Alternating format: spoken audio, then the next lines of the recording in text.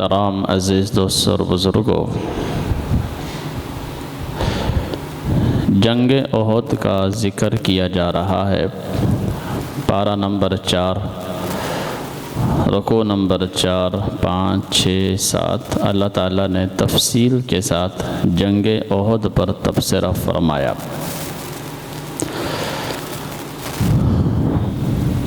مسلمانوں اور ایمان والوں کے ساتھ اللہ تعالیٰ نے اپنی نصرت مدد کا ذکر فرمایا۔ اللہ نے تسلی دی ایمان والوں کو کہ اللہ تمہارے ساتھ ہے، فرشتے تمہارے ساتھ ہیں، اس لیے تمہیں میدان عمل میں گھبرانے کی ضرورت نہیں۔ اللہ تعالیٰ نے قرآن کریم میں مختلف مقامات پر بڑی شدت کے ساتھ منع فرمایا مسلمانوں کو کہ وہ ظالموں کی طرف مت جھکیں۔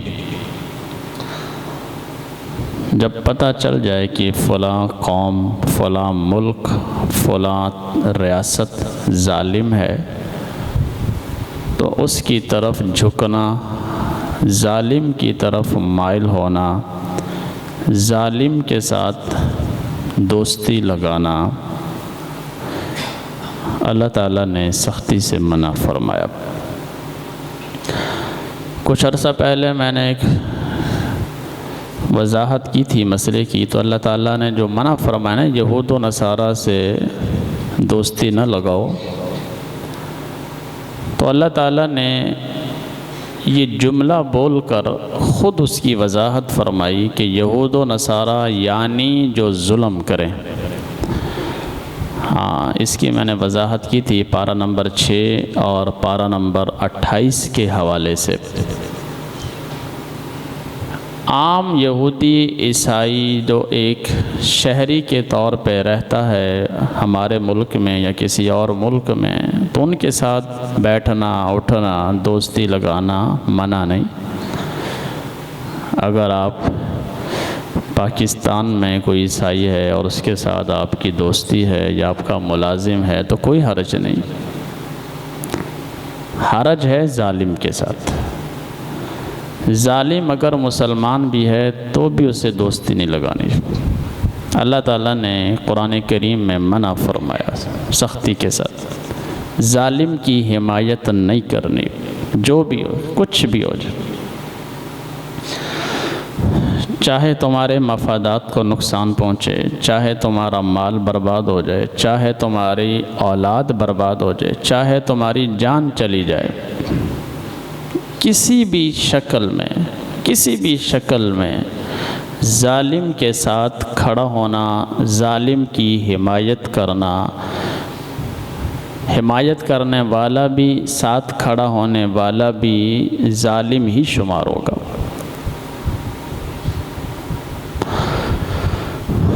تو اللہ تعالیٰ نے ایمان والوں کے ساتھ وعدہ فرمایا کہ میری مدد، نصرت تمہارے ساتھ ہے، اس لیے ظالموں کی طرف جھکنا نہیں، مائل نہیں ہونا۔ جیسا کہ سورہ ہود کے آخری رکوع میں اللہ تعالیٰ نے ایک آیت بیان فرمائی، وَاسْتَقِمْ كَمَا أُمِرْتَ۔ اللہ اکبر۔ اے نبی صلی اللہ علیہ وسلم، جس طرح اللہ نے آپ کو حکم دیا ہے اسی طرح آپ ثابت قدم رہیں، اس سے ذرا بھی آگے پیچھے قدم نہ فرمائیں، جیسے اللہ نے حکم دیا۔ وَاسْتَقِمْ كَمَا أُمِرْتَ وَمَنْ تَابَ مَعَكَ، آپ بھی ثابت قدم رہیں اور جو آپ کی پیروی کریں وہ بھی ثابت قدم رہیں۔ وَلَا تَطْغَوْا، سرکشی نہ کرو، إِنَّهُ بِمَا تَعْمَلُونَ بَصِيرٌ، بے شک اللہ تمہارے عملوں کو دیکھ رہا ہے۔ آگے کیا فرمائے؟ اگلی آیت، یہ سورہ ہود کا آخری رکوع اور اس آخری رکوع کی آیت نمبر 3 اور 4 فرمائے کہ لا ترکنوا الی الذین ظلموا، لا ترکنوا فرمائے کہ نہ مائل ہونا، مت جھکنا ظالموں کی طرف، مت جھکنا، لا ترکنوا الی الذین ظلموا، نہیں جھکنا، نہیں مائل ہونا، نہیں حمایت کرنی ان لوگوں کی جو ظلم کرتے ہیں، انسانیت پر زیادتی کرتے ہیں۔ یہ نہیں دیکھنا کہ بھئی یہ میرا قریبی ہے، میرا عزیز ہے، فلاں، پتہ چل رہا ہے کہ بھئی یہ ظلم و زیادتی کر رہا ہے، بھلے وہ آپ کا دوست ہے، بھلے وہ آپ کا قریبی ہے، بھلے وہ آپ کا عزیز ہے، بیٹا ہے، والد ہے، کوئی بھی ہے، ہرگز ہرگز۔ بہت سی مثالیں اس کی قرآن کریم کے اندر بھی ہیں، سیرت مصطفیٰ صلی اللہ علیہ وسلم، سیرت صحابہ، ہر جگہ سے مل جائیں گے، ہر جگہ سے مل جائیں گے۔ حتیٰ کہ مغل بادشاہ جہانگیر نے اپنی محبوبہ بیوی نور جہاں، جب اس کا کیس سامنے آیا کہ اس نے ظالمانہ طور پہ ایک راہگیر کو قتل کیا، گھمنڈ تھا اس کے اندر، تو جہانگیر نے اس کو بھی سولی پہ لٹکا دیا، اپنی بیوی کو، حالانکہ ساری سلطنت اس پر قربان کرتا تھا، پوری سلطنت نور جہاں پر، لیکن انصاف کے معاملے میں اس نے دیکھا کہ میری بیوی نے ظلم کیا، اس کو بھی تختے پہ چڑھا دیا، چل بھئی۔ وہ تو بعد میں بالکل تختہ دار تیار تھا، بیگم کے ہاتھ باندھ دیے، سر پہ کپڑا چڑھا دیا، عین وقت میں کسی نے سفارش کر دی، بلکہ وہی جن کے ساتھ زیادتی ہوئی، جن کا بندہ مارا تھا اس نور جہاں نے، انہوں نے کہہ دیا کہ بھی ہم نے اس کو معاف کیا اور اس کی جگہ پہ ہمیں خون بہا دے دیا جائے۔ تب جا کر جہانگیر بادشاہ کا غصہ ٹھنڈا ہوا اور اپنی بیوی کو معاف کیا۔ بہت سی مثالیں، حالانکہ پوری سلطنت قربان کرتا تھا اپنی بیوی پر، لیکن جب ظلم کی بات آئی تو اس نے اس کو بھی سولی پہ لٹکانے کے لیے تختے پہ چڑھا دیا۔ یہ تو ایک جہانگیر کی مثال ہے، آپ پیچھے جائیں، صحابہ اکرام کی سیرت، نبی صلی اللہ علیہ وسلم کی سیرت۔ آپ صلی اللہ علیہ وسلم یہ جتنی جنگیں فرمائی ہیں اس کا محرک ہی یہی تھا اور اس کا سبب یہی تھا۔ اب آپ صلی اللہ علیہ وسلم جب ان سے حدیبیہ کے مقام پہ صلح ہوئی سن 6 ہجری میں، افسوس کی بات ہے بہت سے مسلمانوں کو آپ صلی اللہ علیہ وسلم کی سیرت کے بارے میں علم نہیں، مطالعہ نہیں کرتے۔ سن 6 ہجری میں معاہدہ ہو گیا کہ ٹھیک ہے، آپ صلی اللہ علیہ وسلم واپس آ گئے۔ اب انہوں نے معاہدے کی خلاف ورزی کی۔ معاہدے کی اہم شق تھی کہ قبیلہ بنو خزاعہ نبی صلی اللہ علیہ وسلم کے ساتھ ہیں اور قبیلہ بنو بکر قریش کے ساتھ ہیں۔ اب بنو خزاعہ کمزور تھے تو بنو بکر نے قریش کے ساتھ مل کر بنو خزاعہ کے پورے قبیلے کو تہس نہس کر کے رکھ دیا۔ پورے قبیلے، عورتیں، مرد، خواتین، بچے، بوڑھے، سب کو انہوں نے قتل کیا۔ بڑی مشکل سے وہ 15-20 افراد نے جان بچائی، نبی صلی اللہ علیہ وسلم کے پاس آئے کہ یا رسول اللہ صلی اللہ علیہ وسلم، بنو بکر نے معاہدے کی خلاف ورزی کی، ہمارے مردوں کو اور سب کو انہوں نے قتل کر دیا۔ اللہ اکبر۔ ہاں، یہ کوئی ہماری طرح حکمران ہوتے تو بھی میں کیا کر سکتا ہوں، جاؤ، بڑی گہری بات، میں کیا کر سکتا ہوں، ہم نہیں لڑ سکتے، ہم نے کیوں اپنی جانیں قربان کر۔ حضور کے پاس جب بنو خزاعہ کے بچے کھچے افراد آئے اور فریاد کی، پورا واقعہ سیرت کی کتابوں میں فریاد بھی انہوں نے بڑے دلسوز انداز میں کی۔ آپ صلی اللہ علیہ وسلم نے یہ نہیں فرمایا کہ بھی ہم کچھ نہیں کر سکتے، ہم نے نہیں لڑنا، ہماری جانیں چلی جائیں گی، یہ ہو جائے گا، وہ ہو جائے گا۔ ظلم کیا۔ بنو خزاعہ حضور صلی اللہ علیہ وسلم کی حفاظت میں معاہدے کے مطابق، معاہدہ بھی انہوں نے کیا ہے، مشرکین مکہ نے کیا ہے، انہوں نے شرطیں رکھی، آپ نے مان لی، اب انہوں نے ہی خلاف ورزی کی، مارا کن کو؟ حضور صلی اللہ علیہ وسلم کے صحابہ کو نہیں مارا، جن کو مارا وہ بھی کافر تھے، وہ کوئی مسلمان نہیں تھے، بنو خزاعہ کے لوگ مسلمان نہیں تھے، وہ بھی کافر تھے، لیکن حضور کی اس میں تھے، امان میں تھے کہ بنو خزاعہ مسلمانوں کی حفاظت میں، بنو بکر قریش کی حفاظت میں۔ آپ صلی اللہ علیہ وسلم کے صحابہ کو انہوں نے قتل لیا، اور انہوں نے بھی یہی سمجھا تھا کہ بنو خزاعہ کون سے مسلمان ہیں، اپنا بدلہ لیا۔ بنو بکر کا کوئی پرانا انتقام تھا بنو خزاعہ کے ساتھ، پرانا کوئی انتقام تھا۔ اللہ اکبر، انہوں نے کہا کہ اب ہمیں موقع ہے، معاہدہ ہوا پڑا ہے۔ بنو خزاعہ والے رات کو اپنے گھروں میں آرام سے سوئے ہوئے تھے کہ معاہدہ جو ہوا پڑا ہے، امن معاہدہ، کیوں جب جنگی حالات ہوں پھر تو انسان چوکنا ہو جاتا ہے نا، جب جنگی حالات ہوں تو پھر انسان چوکنا ہوتا ہے، رات کو حفاظت کرتا۔ سوئے ہوئے تھے اپنے اپنے گھروں میں، اور بنو بکر نے اچانک قریش کے ساتھ مل کر پرانا کوئی انتقام لیا اور بنو خزاعہ کے اکثر افراد قتل کر دیے۔ بچے کچے افراد نبی صلی اللہ علیہ وسلم کے پاس آئے تو آپ نے یہ نہیں فرمایا کہ ہم کچھ نہیں کر سکتے، ظلم ہوا ہے، اور ظلم حضور پہ نہیں ہوا، ظلم صحابہ پہ نہیں ہوا، مدینہ والے لوگوں پہ نہیں ہوا، ایک چوتھے محلے کے لوگوں پہ زیادتی ہوئی۔ حضور نے یہ نہیں دیکھا کہ بھی میرے پر تھوڑی ظلم ہوا۔ آپ صلی اللہ علیہ وسلم نے اسی وقت قریش مکہ کے نام خط لکھا، تیز رفتار قاصد کے ہاتھ، اسی وقت اللہ کے نبی صلی اللہ علیہ وسلم۔ ہم نبی کو کیا سمجھتے ہیں کہ نبی بس مصلی پہ کھڑے ہو کے قرآن پڑھے اور نمازیں پڑھائے بس؟ پیغمبر کا مفہوم کیا؟ یہ تھوڑی ہے بس قرآن پڑھا دی اور نماز پڑھا دی اور چل گئی۔ آپ نے خود فرمایا انما بعثت بالسیف، مجھے تلوار دے کر اللہ نے بھیجا ہے۔ اسی وقت آپ صلی اللہ علیہ وسلم نے قاصد روانہ فرما دیا کہ جاؤ قریش کو یہ خط دے دو۔ اس خط میں کیا تھا؟ پہلی بات، معاہدہ حدیبیہ کو ختم کرنے کا اعلان کر دو،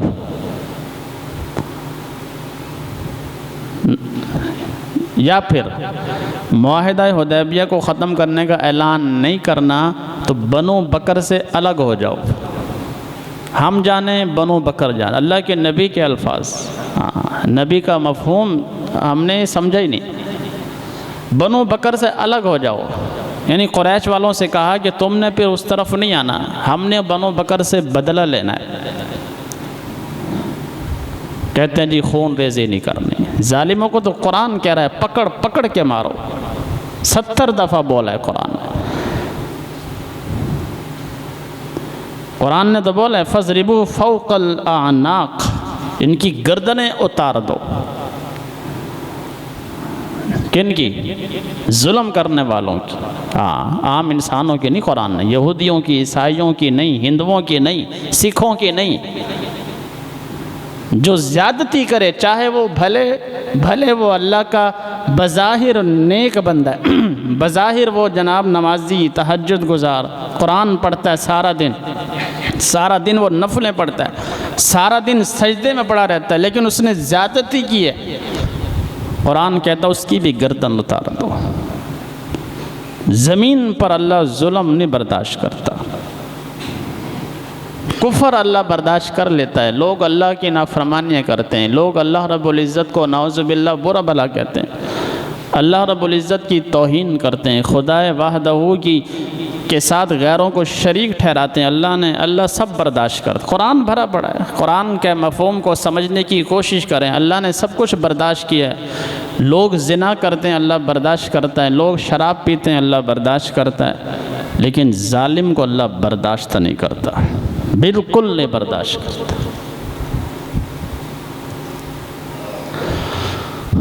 وہ ذمہ داری اللہ نے لگائی ہے ایک خلیفہ وقت کی،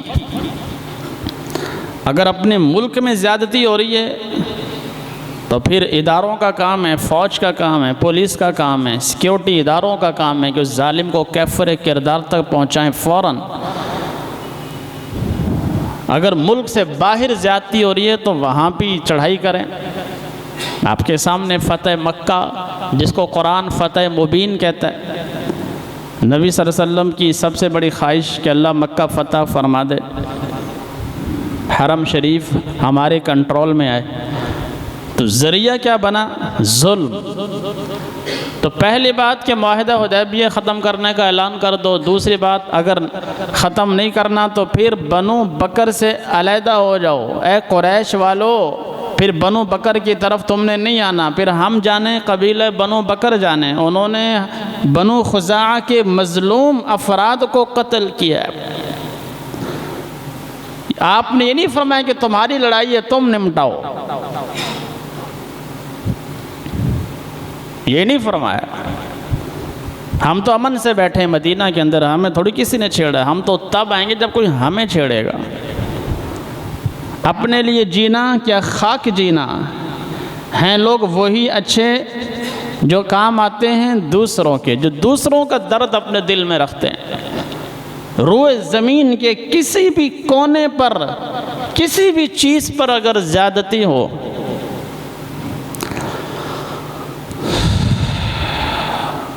1912-13 کی بات ہے جب ترکی کی خلافت کو ختم کرنے کے پیچھے پڑے ہوئے تھے گورے انگریز۔ تو ایک انگریز سے کسی مسلمان نے پوچھا کہ وہ بیمار خلافت ہے، اپنی موت خود مرنے والی، تم کیوں پیچھے پڑے ہو اس کی؟ خود ہی وہ ختم ہو جائے گی، جان چھوڑو اس کی، اسلامی خلافت سلطنت عثمانیہ۔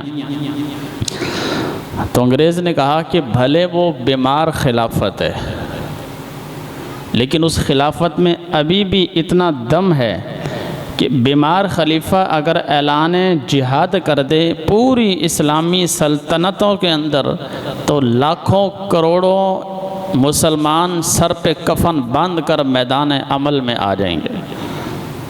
اس بیمار خلافت میں ابھی بھی اتنی طاقت ہے، اس لیے اس کو ختم کرنا ضروری ہے۔